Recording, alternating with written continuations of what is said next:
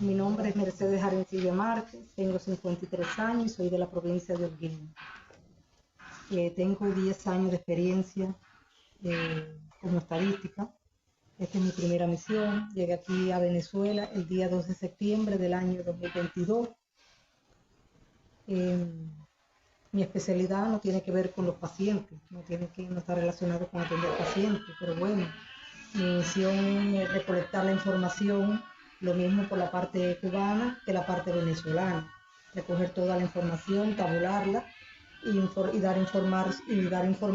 informar sobre esta información que yo recopilo.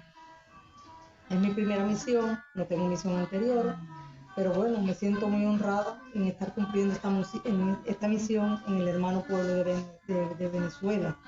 Es un gran honor para mí representar a mi país.